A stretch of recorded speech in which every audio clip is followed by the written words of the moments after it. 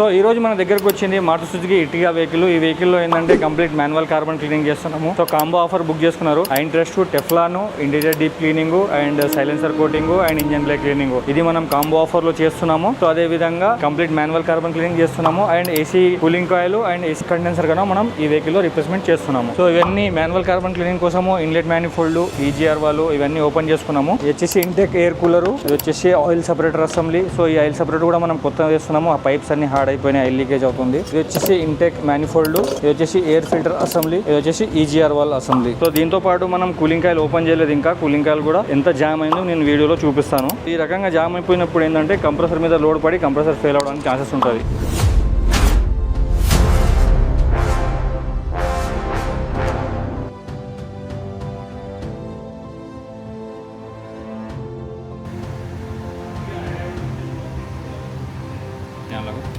Before work ఇది. So new shock అబ్జర్స్ వేయాలి. దీనికి ఏంటంటే వన్ సైడ్ మొత్తం అంగిపోయినట్టు అయిపోయింది బండి. సో అందుకే మనం ఈ వెహికల్ కి షాక్ అబ్జర్స్ రీప్లేస్మెంట్ చేస్తున్నాం.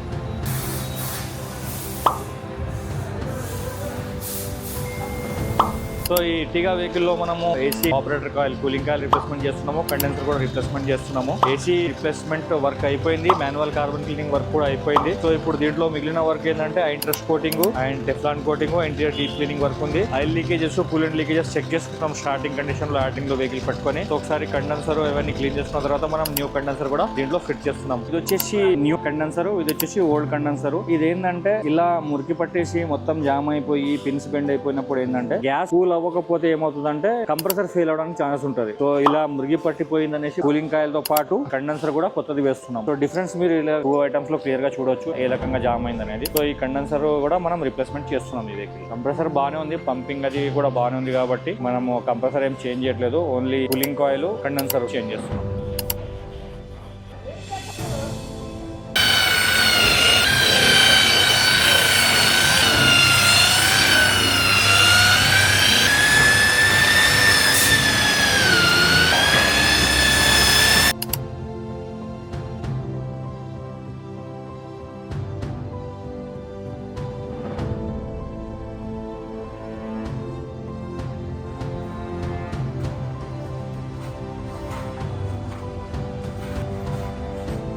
ఈ మారుతి సుజుకి ఎర్టిగా వెహికల్ యొక్క వర్క్ మొత్తం కంప్లీట్ అయిపోయింది. సో అవుట్పుట్ ఎలా వచ్చింది, interior cleaning, exterior cleaning and Teflon coating and engine break cleaning ఎలా అవుట్పుట్ వచ్చింది అనేది మనము ఫైనల్ వీడియోలో ఇది చూద్దాం. ఇది వచ్చేసి మనం కంప్లీట్ ఇంజన్ బ్రేక్ క్లీనింగ్ చేసినాము. సో ఇంత డీప్ గా మనం ఇంజన్ బ్రేక్ క్లీనింగ్ ప్రాసెస్ అనేది చేస్తాం.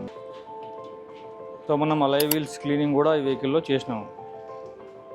సో ఇంటీరియర్ కూడా డీప్ క్లీనింగ్ అయింది వెహికల్ మొత్తము.